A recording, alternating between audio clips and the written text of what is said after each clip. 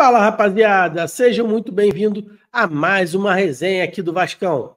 Hoje para falar da provável escalação de Vasco e CSA pela Copa do Brasil, que vai acontecer nessa quinta-feira às 8 horas da noite em São Januário.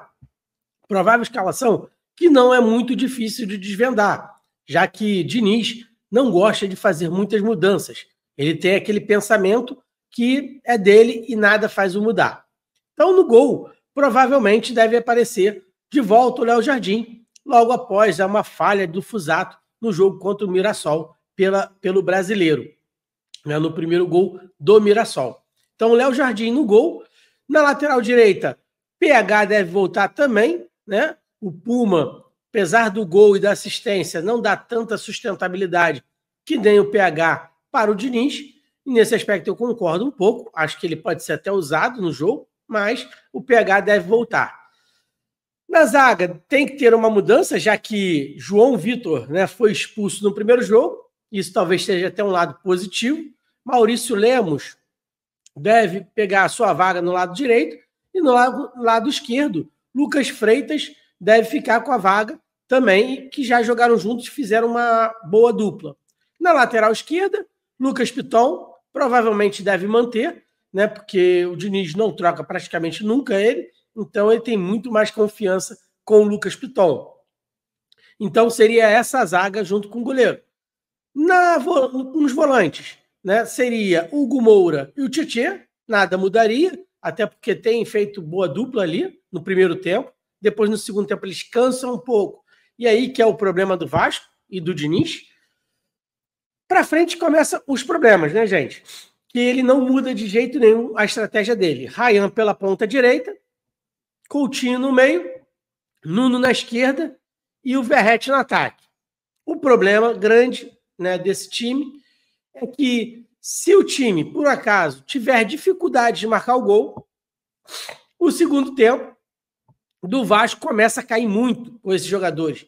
Eles começam a ficar muito cansados e aí não tem a mesma qualidade. Cai muito o rendimento desses jogadores.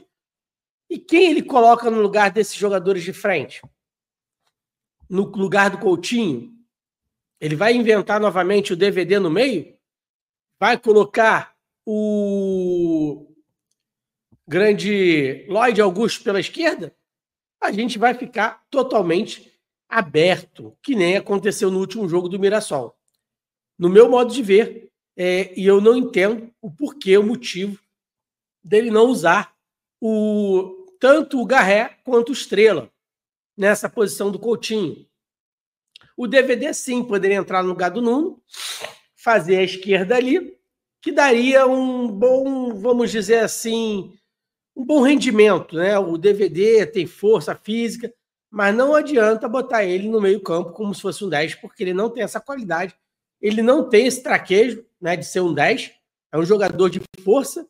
Então, na ponta, sim, como segundo atacante, sim, no lugar do Verratti, sim, mas como 10, para mim, foi a derrota do Vasco para o Mirassol. Foi aí, onde o Diniz não aproveita nem o Garré e nem o Estrela, e a gente não entende por quê. No ataque tem o Verratti, que para mim o substituto dele seria o DVD, caso ele se canse, mas é impossível tirar um goleador que voltou a marcar gol, tirar da titularidade. Então, praticamente, com certeza, o time titular do Vasco será esse.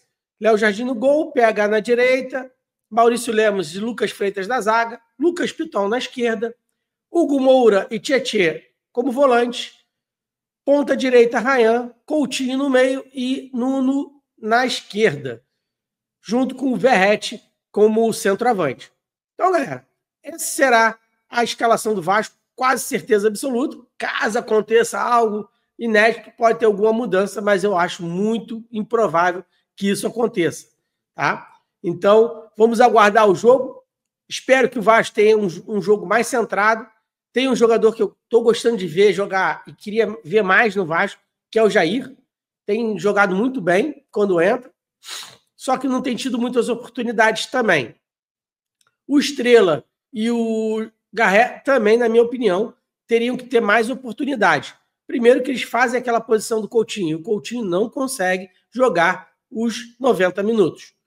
E quem sabe aí ainda é pênalti, tudo bem, o Coutinho bate bem pênalti, perfeito, mas a gente não pode contar com pênalti, né? Ficar contando com pênalti é loteria, apesar de a gente ter um belo goleiro que agarra bem os pênaltis, seria loteria mais uma vez. Então, espero que o Vasco realmente faça o dever de casa, né? O que não é fácil, tá? Porque o CSA vai vir muito defensivamente. Se ele já jogou defensivamente lá, imagina aqui em São Januário com a torcida em cima. Mas é isso que eu tenho para dizer.